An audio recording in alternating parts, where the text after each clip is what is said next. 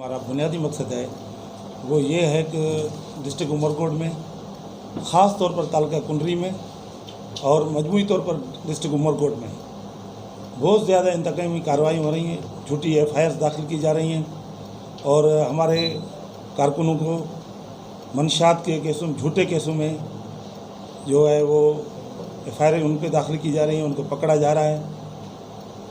इतना जुल्म किया जा रहा है कि हमें मजबूरन आज ये हंगामी प्रेस कॉन्फ्रेंस करनी पड़ी और हम आज अपना लाअमल बताने के लिए हम बैठे हैं यहाँ।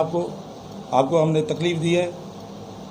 सबसे पहले ये है कि आपने सुना होगा कल कुंडरी में परसों टीनू टंगड़ी जो हमारा इंतहाई एक्टिव कारकुन था उसको वहाँ से उठाया उन्होंने। शाम को मगरिब की नमाज़ पढ़ने गया था, थाने के पास मस्जिद है, उसकी नमाज़ पढ़ने गया, उसको उठाया गया वहाँ से।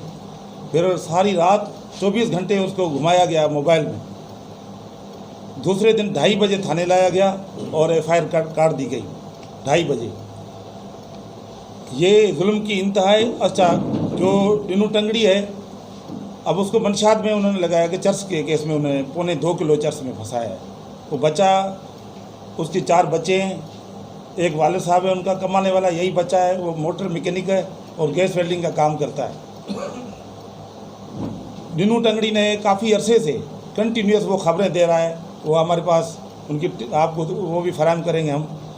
वो काफ़ी अरसे से खबरें दे रहा था मंशात के ख़िलाफ़ और उसी पे मंशात का केस दाखिल कर दिया गया। ये सारा जो बदमाशी जो पुलिस की नीचे हो रही है और MPS के कहने पे हो रही है, फरमाइश पे हो रही है।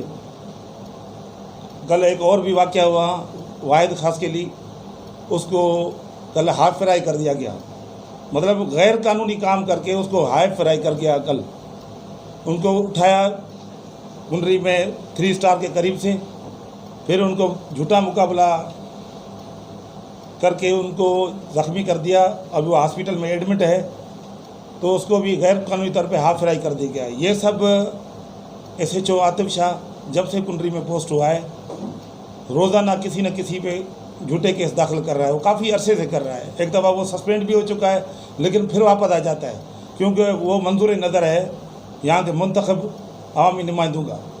जो नुमाइंदे हैं मुंतखब, उनका MPS हैं, उनका ये मंजूर नज़र है, उनके कहने पे वो सब कुछ करता है वहाँ। अब इंतज़ामिया की इस जो है बर्बरती के ख़िलाफ़ जो यहाँ DPO साहब से मेरी ख़ुद की बात हुई थी, DPO साहब ने मेरी फ़ोन नहीं उठाई। मैंने जब टीनू टंगड़ी पे 2:30 बजे FIR हुई, मैंने 11:30 बजे DIG साहब से बात की। DIG साहब ने मुझे कहा कि मैं अभी इसकी केस को देखता हूँ, लेकिन कुछ भी नहीं हुआ। DIG साहब का शाम को मुझे मैसेज आया 4 बजे कि ये इन पे FIR दाखिल हो गई है, अब आप वकीलों से रब्ता करें।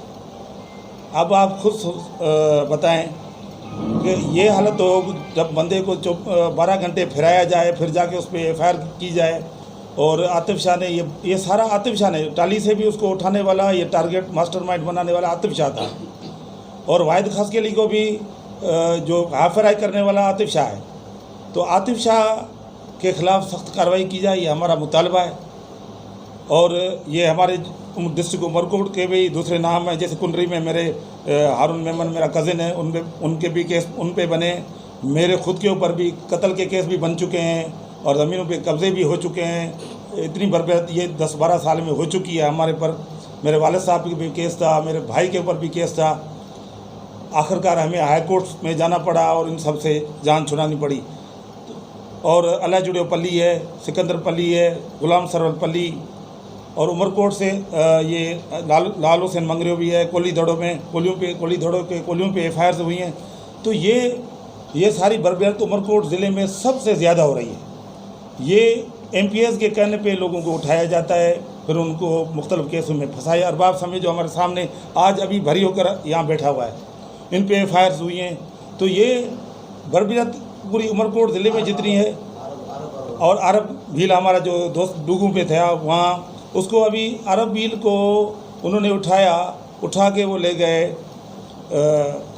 थाने पे जो अभी SHO वहाँ मुकर्रर हुई हैं खुशबख्त अवान, वो पहले टाली पे थी, वो मेरे हल्के की हैं, वो पहले टाली पे थी। टाली में वो उसने इतना जुल्म किया था, हमारे लोगों के खिलाफ एफआईआर काटी गई थी मुख्तलिफ झूठे केसों में। और फिर यहाँ ये बोदर फार्म सिर्फ इसलिए अपॉइंट हुई थी आरब भील के लिए, क्योंकि आरब भील बहुत एक्टिव कारकुन है, हमारा पीटीआई का बहुत एक्टिव कारकुन है, और अखिलत का जनरल सेक्रेटरी है वो, और रीजन का अखिलत की रीजन बॉडी का वो जनरल सेक्रेटरी है। तो उसको उठाया गया, फिर उसको झूठे केस में 160 लीटर शराब में उसको पकड़ा गया। तो इस तरह की कार्रवाइयाँ ये जो कर रहे हैं, हम तंग आ गए हैं इससे। अभी हमने सोच लिया है कि हम कोई ऐसा लाअमल बनाएं जो इंतजामिया को कम से कम ये पता चले कि तारीख इंसाफ के जो कारकुन हैं अब वो झूठी एफआईआर या किसी पर जुल्म बर्दाश्त नहीं करेंगे।